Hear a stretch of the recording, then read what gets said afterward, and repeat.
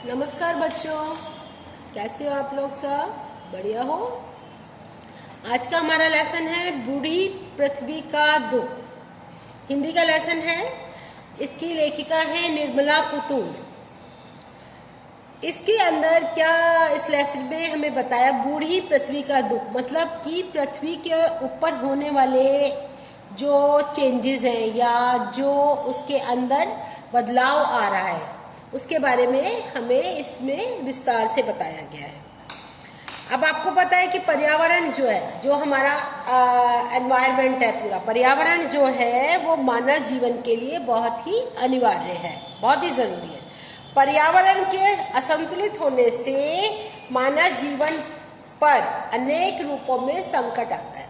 अगर हमारे एनवायरनमेंट में कोई भी चेंज आता है, अब आजकल देखो जैसे कितना प्रदूषण बढ़ रहा है, तो सभी की हेल्थ खराब हो रही है, सभी लोग परेशान हैं। ठीक है, तो इसी तरीके से जो हमें पर्यावरण में जो चेंजेस होते हैं या जो बदलाव आता है उसका संकट हमारे लोगों के ऊपर ही आता है, लोग जो रहते हैं। पेड़ पौधे, नदियों, पर्वतों और हवा को नष्ट एवं प्रदूषित होने से बचाना हमारा मुख्य कर्तव्य है कि हमें जो है अपना पानी, अपनी हवा, अपना आसपास नदियाँ, पर्वत, सब कुछ को प्रदूषित होने से बचाना है। इस कर्तव्य का पालन करने की ही मानव सहित सभी प्राणियों की रक्षा की जा सकती है। अगर हम इस चीज़ का ध्यान रखेंगे कि हमें अपने पर्यावरण को साफ रखना है, सब कुछ हमें मतलब अपने हिसाब से और साफ सुथरा और अनुचित बनाना है, तो तभी हम सभी प्राणियों की और मानव की रक्षा कर सकते हैं। ठीक है, और इसी तरीके से पृथ्वी के सौंदर्य को बचाया जा सकता है। पर्यावरण मानव जीवन के लिए बहुत ही जरूरी है, अनिवार्य है।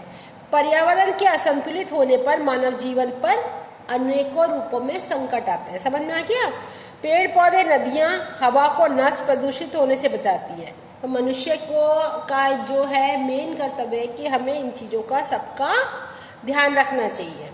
अच्छा, इस कविता का भाव, क्या तुमने कभी, ये जो है ये कविता है, इसके अंदर अलग अलग जो पूरा मैं इसको भावार्थ करके बताती हूँ आपको। इसमें कठिन शब्द हैं चित्कार, कष्ट या पीड़ा में चिल्लाने की आवाज़, धमस यानी कि चोट, और किस कदर, कितना अधिक। अब इसका प्रसंग हम कैसे लिखेंगे? प्रस्तुत पंक्तियां हमारी पाठ्य पुस्तक के बूढ़ी पृथ्वी का दुख से ली गई हैं, जिनकी लेखिका निर्मला पुतुल है। जो फर्स्ट पैराग्राफ है, क्या तुमने कभी, कोई पेड़ धरती पर, यहाँ तक है। इसमें क्या है कि यह जो पंक्तियां हैं हमारी पाठ्य पुस्तक के बूढ़ी कविता बूढ़ी पृथ्वी का दुख से ली गई है, जिसकी लेखिका है निर्मला पुतुल। कवित्री ने पेड़ के अंगों में मानव अंगों की कल्पना की है। जैसे कि एक पेड़ के हाथ पैर होते हैं, इंसान के हाथ पैर होते हैं, ऐसे ही पेड़ के भी होते हैं। ठीक है, जब वर्षा होती है तो पेड़ जो है वो साफ सुथरे और हरे भरे हो जाते हैं। जब हवा चलने लगती है तो पेड़ प्रसन्न होकर के क्या करते हैं? घूमने लग जाते हैं, झूमने लग जाते हैं। ठीक है, और पेड़ कुल्हाड़ी की चोट की आशंका से भयभीत होकर बचाव के लिए पुकारने लगते हैं। पेड़ की कांपती हुई टहनियाँ मानो बचाव के लिए क्या करती हैं? आवाज़ लगाती हैं। वो मानो कि वे हमारी ओर उठे हैं और हम पेड़ को बचाएं। मतलब वो कहती हैं कि भाई मेरे को ये लोग काट रहे हैं, और वो हिलती हैं, कपकपाती हैं कि मुझे बचा लो। और कवित्री चाहती कि पेड़ों के प्रति हम सब क्या हो? संवेदनशील हो, उनका हमें ध्यान रखें और उन्हें काटने से बचाएं। अच्छा, नेक्स्ट पैरा है, सुना है कभी डैश को देवताओं को अर्घ्य। मतलब क्या है इसका मतलब? कि वो कहती है कि दो किनारों का चित्रण किया है, नदी के दो किनारों का उन्होंने बताया है कि एक किनारा वह है जहाँ पर कि एक व्यक्ति जो है अपने आजीविका चलाने के लिए पशुओं को नहला रहा है, और कोई अपने साबुन से गंदे मैले कपड़े धो रहा है। इस प्रकार दोनों नदी के जल को गंदा कर रहे हैं। एक तरफ क्या है कि एक किनारा है जहाँ पर तो वो अपने मवेशियों को नहला रहा है, और दूसरी तरफ क्या है कि जो है वो सीधा पानी जा रहा है। तो वो क्या है कि दूसरे किनारे पे कोई प्यासा पानी पी रहा है, कोई स्त्री किसी देवता को अर्घ्य दे रही है, अर्थात देवता को क्या कर रही है, जल चढ़ा रही है। हर एक को पीने के साफ पानी की ज़रूरत है, और जो अगर हम भगवान को भी चढ़ाते हैं तो वो भी हमारा पानी जो है वो स्वच्छ और पवित्र होना चाहिए। और इसका मतलब इस पैराग्राफ में उन्होंने ये समझाया है कि हमें अपने पीने के पानी को जो हम पीते हैं उसको गंदा नहीं करना चाहिए, हमेशा उसको साफ ही रखना चाहिए। वो कहती हैं कि जो चीज़ें हमें प्रकृति ने दी है उन पर केवल हमारा ही अधिकार नहीं है बल्कि आने वाली पीढ़ियों का भी अधिकार है। अगर हम इन चीज़ों को ध्यान नहीं रखेंगे तो हमारी जो पीढ़ियां आने वाली हैं या जो हमारे आगे संतान आने वाली है उनको भी वो चीज़ें नहीं मिलेंगी। अगर हम पानी का ध्यान नहीं रखेंगे, हम ज़मीन का ध्यान नहीं रखेंगे, पृथ्वी को गंदा करेंगे, नदी नालों को गंदा करेंगे और पर्वतों को ख़त्म करेंगे, पेड़ों को काटेंगे, तो हमारी आगे आने वाली संतति भी उतनी ही परेशान होगी, उनको भी ये चीज़ें बिल्कुल नहीं मिल पाएंगी। कभी महसूस डैश पत्थरों की चीज। अब इसमें क्या है कि वो कहती है कि अब कवित्री की कल्पना को मनुष्य का पहाड़ के साथ किया गया व्यवहार भी खराब लगता है। वो कहते हैं कि एक तरफ तो जो इंसान है, मानव है, वो निर्माण कर रहा है और दूसरी तरफ क्या करता है, वो विनाश करता है, मतलब पेड़ पौधे काटता है, पहाड़ों को ख़त्म करता है, बड़ी बड़ी बिल्डिंगों का निर्माण करता है। मनुष्य ऊंची ऊंची इमारतें बनाने के लिए पत्थर, सीमेंट आदि पाने के लिए डायनामाइट लगा करके पत्थरों में विस्फोट कर देते हैं। ऐसा लगता है कि वो कहती है कि मनुष्य के इस व्यवहार से ऐसा लगता है कि जैसे धरती का सीना दहल रहा है, ठीक है। और इसमें जैसे कोई चोट लगती है किसी को तो वो टुकड़े टुकड़े होकर के खिंड जाता है, गिर जाता है इधर उधर। तो जब वो मनुष्य किसी पत्थर पर तेजी से चोट मारता है तो उसके पत्थर चारों तरफ फैल जाते हैं। और पहाड़ के प्रति इसमें जो है उन्होंने मनुष्य के जो दुष्ट भाव है या सख्त भाव है उसको बताया है। खून की उल्टियाँ घर के पिछवाड़े, मतलब इसमें क्या है कि वह जैसे कि लोग आगे से तो घर बहुत साफ सुथरा रखते हैं, सब कुछ करते हैं, लेकिन क्या करते हैं, कूड़ा उठा करके अपने पीछे फेंकते जाते हैं। और क्या होता है, इससे क्या होता है कि गंदगी फैलती है, बदबू फैलती है। और वैसे तो मनुष्य जो है अपने विकास के बहुत बड़े दावे करता है, लेकिन क्या है कि जो गंदगी फैलाने में मनुष्य ही सबसे आगे होता है। अब जैसे एक बिल्ली है, उसके आगे अगर दूध रखा है और वो उसको पी रही है तो ये नहीं है कि भाई उसने आँख बंद कर ली तो वो दूध पीना छोड़ देती है। वैसे ही जैसे हम अपने घर में अंदर सफाई करते हैं वैसे ही हमें बाहर भी सफाई रखनी चाहिए। और इसमें क्या है कि इन्होंने प्रदूषण की आलोचना की है कि जो अगर हवा प्रदूषित होती है तो हम सब गंभीर रोगों से ग्रस्त हो जाते हैं। थोड़ा सा वक्त पर संदेह। इस पंक्तियों में बूढ़ी औरत के रूप में प्रस्तुत किया है इन्होंने, जो पृथ्वी को है बूढ़ी औरत के उसमें किया है रूप में। और उसमें क्या है, इन्होंने मनुष्य होने का वास्तविक अर्थ भी बताया है। अब वो कहती है कि हमें देखते हैं हमारे घर में या आसपास कुछ बुजुर्ग लोग होते हैं, वो क्या करते हैं, हमारे जैसे दादा दादी हैं या नाना नानी हैं, अपने बच्चों को पाल पोस करके बड़ा करते हैं, उनका बहुत ध्यान रखते हैं। लेकिन क्या हो, उनकी इच्छा होती है कि जब हम बीमार हो या हमें कुछ परेशानी हो तो मेरे बच्चे भी हमको उसी तरीके से पूछें। लेकिन क्या होता है कि ऐसे में ये जो बड़े लोग होते हैं वो उदास रहते हैं। अगर उनका ध्यान ना रखा जाए, उनको मतलब पूरी तरीके से उनका ख्याल ना रखा जाए तो वो क्या रहते हैं, चुप हो जाते हैं, बहुत दुखी रहते हैं और उदास रहते हैं। ऐसे ही हमारी जो है पृथ्वी की भी स्थिति है, ठीक है। ये मैंने आपको कविता के एक एक पैरे को कंप्लीट कराया है। आपके पास बुक है और आप उससे कविता को पढ़ो। और आज हमारा स्मार्ट बोर्ड नहीं चल रहा, नहीं तो मैं आपको पूरा कविता पूरा उसी हिसाब से करवा देती। कोई बात नहीं, इसके बाद हम इसमें जो है MCQs हैं वो हम करते हैं। MCQs के साथ साथ पहले हम शॉर्ट क्वेश्चन आंसर कर लेते हैं। इसके शॉर्ट क्वेश्चन आंसर में कैसे है कि पहला क्वेश्चन है, जैसे पर्यावरण से आप क्या समझते हैं? पर्यावरण का मतलब परि जमा आवरण, इसका अर्थ है आसपास की प्रकृति की स्थिति, और जो हमारे आसपास में जो भी गार्डन है या पेड़ पौधे लगे हैं या फूल हैं या जो है, ये हमारे पर्यावरण कहलाता है।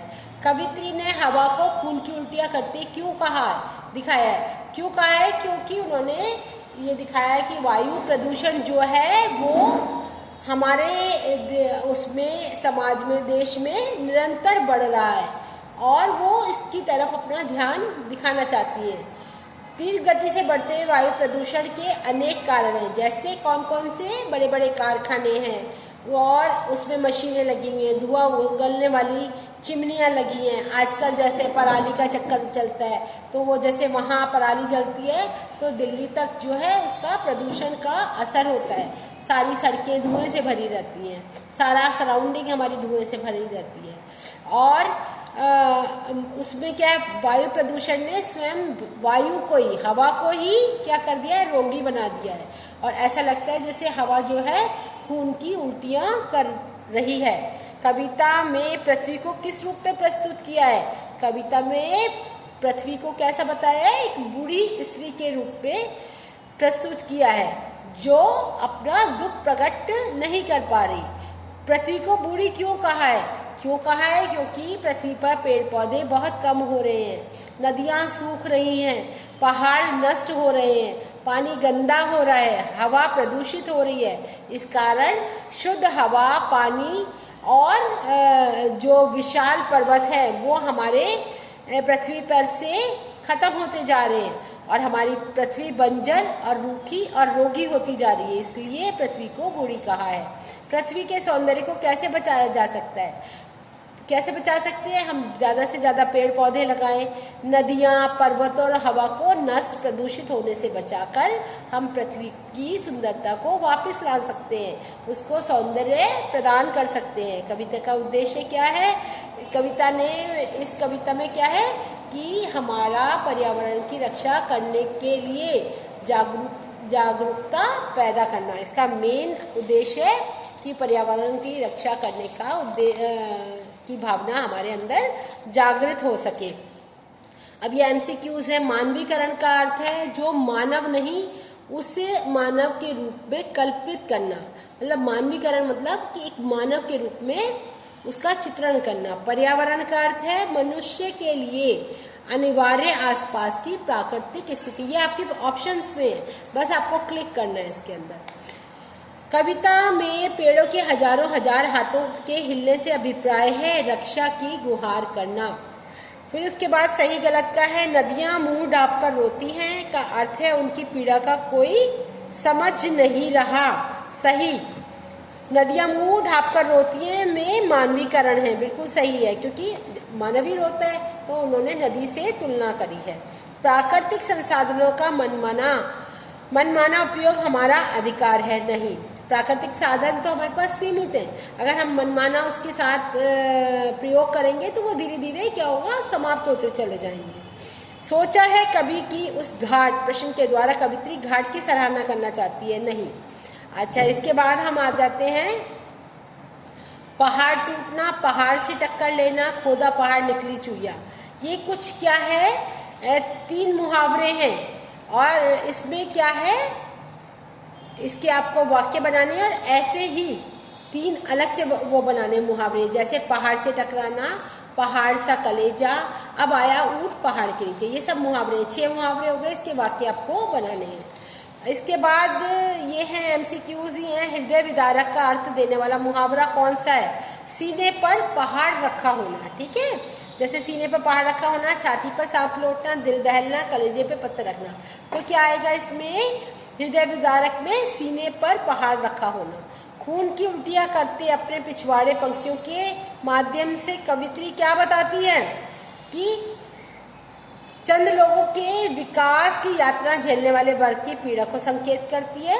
घर के पीछे जो है हमें साफ सुथरा रखना चाहिए, गंदा नहीं करना चाहिए। और प्रकृति पर मनुष्य की विजय, मतलब वो कहती है कि जो मानव है वो प्रकृति पर जीत रहा है, प्रकृति से जीत रहा है। इसके बाद ये आपके सही गलत है। हमें जल का उपयोग करते हुए भावी पीढ़ी का ध्यान रखना चाहिए। सही है बिल्कुल। कवित्री ने विकास के लिए पहाड़ों को विस्फोट से उड़ाना मनुष्य की मजबूरी बताया है। गलत है, कोई मजबूरी नहीं है इसकी। फिर उसके बाद पहाड़ पृथ्वी की रक्षा के लिए आवश्यक है, इसलिए भूधर भी कहा जाता है। बिल्कुल ठीक है। व्यक्तिगत स्वार्थ प्राकृतिक संसाधनों का सबसे बड़ा दुश्मन है। बिल्कुल ठीक है ये। ठीक है, इसके बाद हम चलेंगे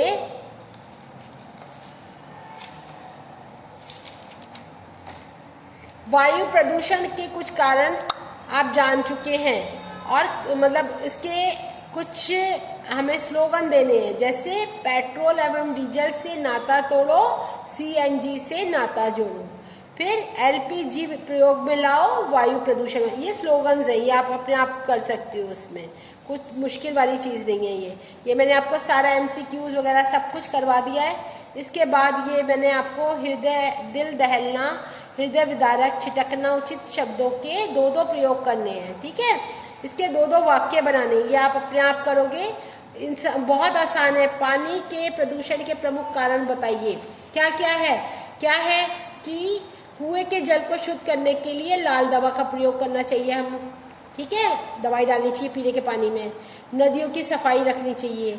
जल का उपयोग हमें उचित मात्रा में करना चाहिए। ये नहीं कि अगर हमारा काम हो गया तो नल में पानी चलता रहे या हम पानी को उठा के ऐसे ही बर्बाद करते रहें।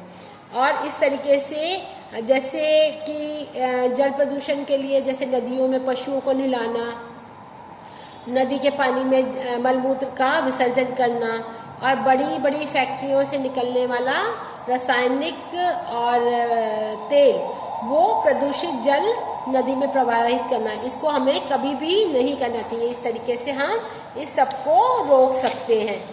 ये मैंने आपको पूरा लेसन बहुत अच्छे से समझा दिया। बूढ़ी पृथ्वी का दुख, बहुत आसान सी कविता है, छोटी सी कविता है। इसको आप जब लाउडली पढ़ोगे तो बहुत मज़ा भी आएगा और समझ भी जाओगे। सारी चीज़ें मैंने आपको एक एक चीज़ क्लियर कराई है।